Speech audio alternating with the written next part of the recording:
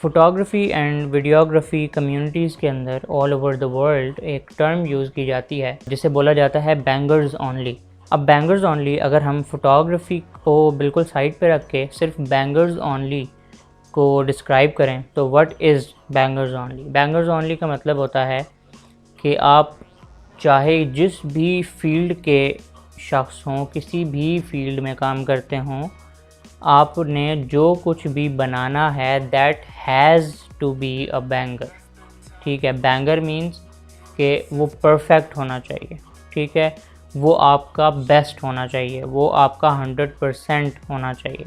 That is called banger.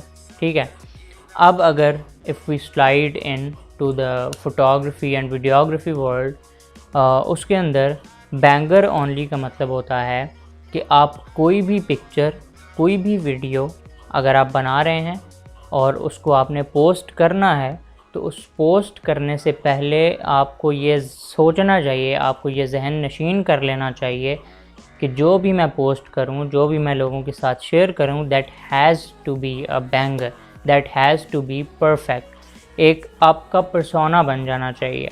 सही है कि फॉर एग्ज़ाम्पल कोई भी फ़ोटोग्राफ़र अगर फ़ोटोग्राफ़ी करता है, अपनी जो फ़ोटोज़ है वो लेता है और उनको सेम फ़ील के साथ, सेम कलर ग्रेडिंग के साथ, सेम उस डायनामिक रेंज के साथ, सेम एक सेम वाइब हो उन पिक्चर्स के अंदर, वो अपलोड करता रहता है। लोगों को लगता है कि ये कुछ डिफरेंट है और यही ये कर सकता है। ये बहुत बैंगर चीज़ें हैं, ये बहुत नेक्स्ट लेवल चीज़ें हैं और ये शख्स यही करेगा, इससे हम लो तो एक्सपेक्ट कर ही नहीं सकते। तो इसका नुकसान क्या होता है? इसका नुकसान ये होता है कि कोई भी फ़ोटोग्राफ़र जब एक उस फील्ड के अंदर चला जाए कि यार ये चीज़ है, मैं इस तरह बनाऊंगा तो ज़्यादा लाइक्स आएंगे, इस तरह बनाऊंगा तो ज़्यादा लोग शेयर करेंगे, इस तरह बनाऊंगा तो लोग कमेंट ज़्यादा करेंगे, उसकी वो एक चीज़ जो होती है ना, मतलब सोशल मीडिया पे वो किस तरह परफॉर्म करेगी वो चीज़, उस पे उसका ध्यान ज़्यादा रहता है। लेकिन वो काम जो अपने लिए करना चाहता है उसकी वैल्यू ही कोई नहीं रहती। फॉर एग्ज़ाम्पल मैंने आपको बोला कि एक फ़ोटोग्राफ़र कोई भी पिक्चर लेता है। फॉर एग्ज़ाम्पल अगर हम किसी एक फ़ोटोग्राफ़र की बात कर लें, पीटर मैकिनन की बात कर लें। ठीक है, पीटर मैकिनन ने इस वीडियो का ओरिजिनल आइडिया भी मैंने पीटर मैकिनन से ही इंस्पायर होकर लिया था। उसकी एक रिसेंट वीडियो है, वो मैं आगे प्ले भी करूँगा। अच्छा, तो पीटर मैकिनन ने फुल सिनेमैटिक और एक एस्थेटिक सी एक फील बना के अपनी पूरे इंस्टाग्राम के ग्रिड को रखा हुआ था कुछ मंथ्स पहले तक। कुछ मंथ्स पहले पीटर मैकिनन का पूरा ग्रिड, पूरी प्रोफाइल बिल्कुल ही चेंज हो गई। क्यों हुई? क्योंकि उसने डिजिटल फ़ोटोग्राफ़ी से फ़िल्म फ़ोटोग्राफ़ी पे स्विच किया कुछ अरसे के लिए, उस चीज़ को एक्सपेरिमेंट करने के लिए। अब पीटर मैकिनन ने जब ये काम किया तो पीटर मैकिनन को हेट कमेंट्स आने लगे कि यार I have been a very big fan of you but this and your best work. ये कमेंट पीटर ने अपनी वीडियो के अंदर मेंशन किया था। मैं वो अभी प्ले कर रहा हूँ, वो आप देख के आएँ, उसके बाद हम आगे डिस्कस करते हैं। Some toxic traits within photography that I think set you up for failure are things like bangers only taking the best photos always. But then that yields comments like this. I've always been a big fan, but this definitely ain't your best work. And I said exactly this. Not everything I post is my best work, and that's what makes it special. I just love photography. It doesn't have to meet the expectations of someone I don't even know. Art needs the valleys and peaks. You need to take great photos. You need to take bad photos, you need to take photos in the middle, and at the same time, none of it matters anyway. If you enjoy photography, just take photos. The original author says, man, that's actually a fair point, touche. We get so caught up in posting the best pics to Instagram, we forget that the photography is much more than that. It's not always about something pretty, what will yield the most likes. That's what social media has turned it into. It's also the reason I no longer say bangers only. सही हो गया। आपने वो video देखी, Peter ने क्या कहा कि मैं बस एक्सपेरिमेंट कर रहा हूँ। Experimentation is very must.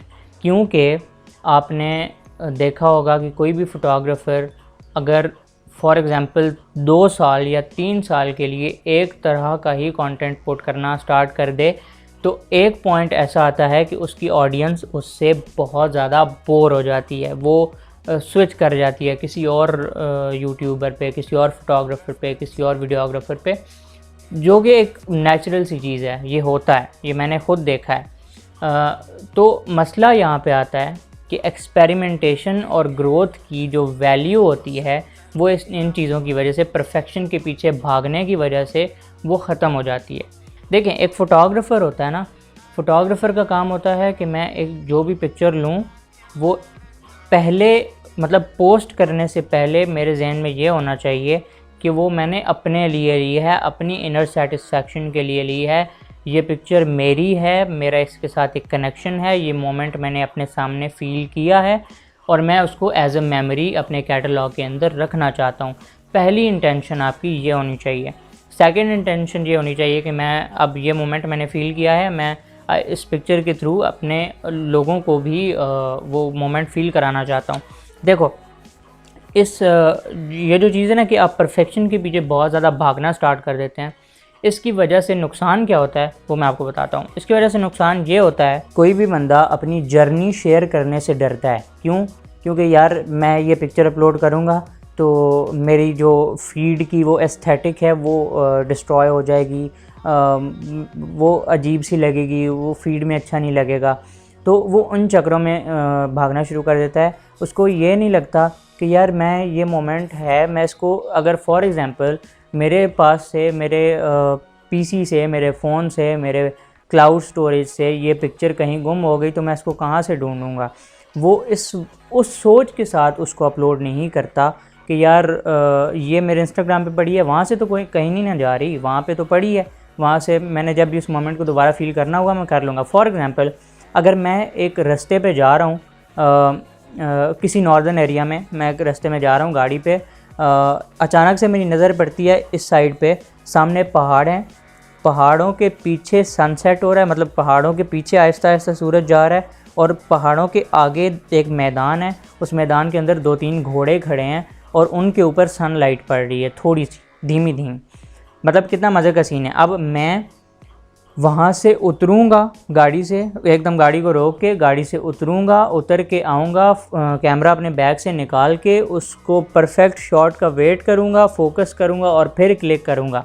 अब गाड़ी से उतर के आने से लेके कैमरा उतार के, कैमरा बैग से निकाल के फोकस करके उस अच्छे और परफेक्ट मोमेंट का वेट करके वो जो मैं पिक्चर क्लिक करूँगा, ये जो 5-6 मिनट का वो मेरा एक मेहनत थी, वो उसकी वैल्यू कहीं ख़त्म हो जाती है फिर।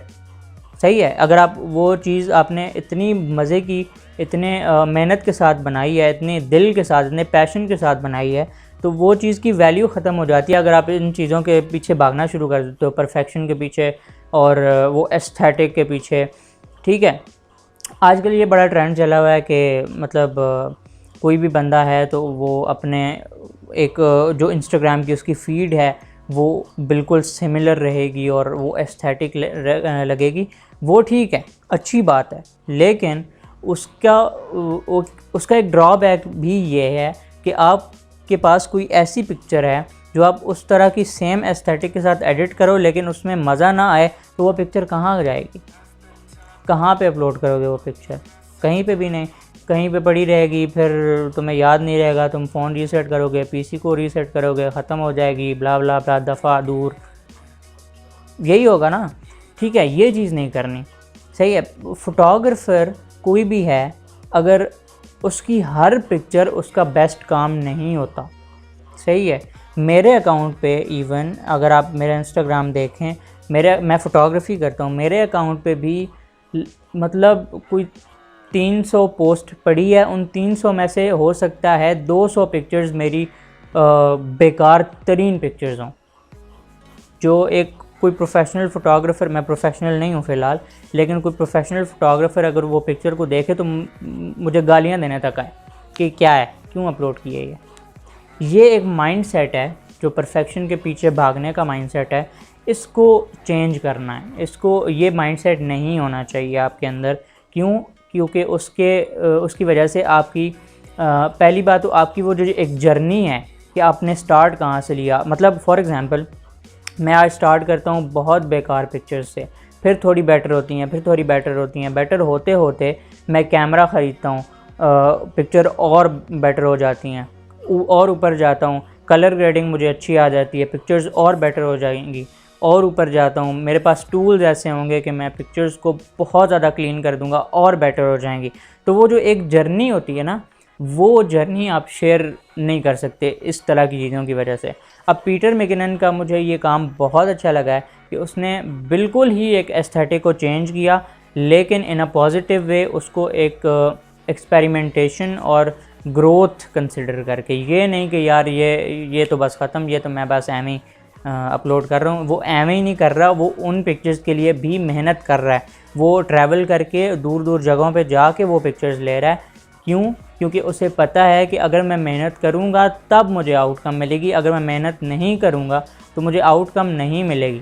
अब कभी कभी ऐसा हो जाता है कि एक फ़ोटोग्राफ़र कोई भी पिक्चर्स लेने जाता है, कोई शूटिंग करने जाता है, कुछ किसी सेट पे जाता है, तो उसको उस तरह की लाइटिंग कंडीशंस नहीं मिलती जो वो चाहता है, तो क्या करे? तो अभी तो वो पिक्चर्स आपको लेनी तो पड़ेंगी, ज़ाहिर सी बात, आप आए हैं इतना ट्रैवल करके शूट करने आए हैं, तो आपको वो पिक्चर्स लेनी तो पड़ेंगी, और वो पिक्चर्स आपको फिर अपलोड भी करनी है। तो उस कंडीशन में फिर आप लोग क्या करेंगे? अब हमारे फ़ोटोग्राफ़र्स का, पाकिस्तान के स्पेशली फ़ोटोग्राफ़र्स का माइंडसेट क्या होता है, वो माइंडसेट मैं आपको समझाता हूँ। माइंडसेट ये होता है कि हम जब तक हमें पैसे नहीं मिलेंगे तब तक हम अपलोड वो पिक्चर्स नहीं करेंगे। मतलब मैं एक फ़ोटोग्राफ़र हूँ, मुझे एक ब्रांड अप्रोच करता है कि मैंने इस तरह का शूट करवाना है, तो आप आ जाएं। मैं वहाँ पे जाता हूँ, क्योंकि वो मुझे पैसे दे रहे हैं उस चीज़ के, तो मैं कहूँगा कि मैं अपलोड कर रहा हूँ भाई अपने अकाउंट पे। अगर वो ब्रांड कह दे कि यार मैं आपको पैसे नहीं दूँगा, अब बस आओ और शूट कर दो, आपका वो मतलब मजाल ही नहीं होगी कि आप अपलोड करें। ये माइंडसेट चेंज करें। क्यों?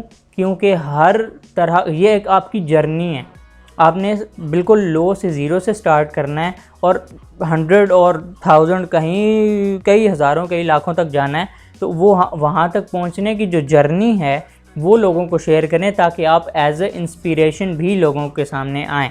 ठीक है, दैट्स द होल पॉइंट। तो ये एक कंक्लूजन मैं आपको दे देता हूँ। कंक्लूजन ये है कि कोई भी फ़ोटोग्राफ़र्स जो ये वीडियो देख रहे हैं, प्लीज़ प्लीज़ प्लीज़ अपनी जर्नी लोगों के साथ शेयर किया करें, और साथ साथ अपनी कोई भी बेकार शॉट्स भी हैं ना, उन्हें भी अपलोड कर दिया करें। क्यों? क्योंकि ताकि लोगों को पता चले कि हर वक्त हर बंदा एक ही कंडीशन में नहीं होता। हर वक्त हर बंदा एक ही कंडीशन की पिक्चर्स, एक ही तरह की पिक्चर्स नहीं दे सकता। क्यों?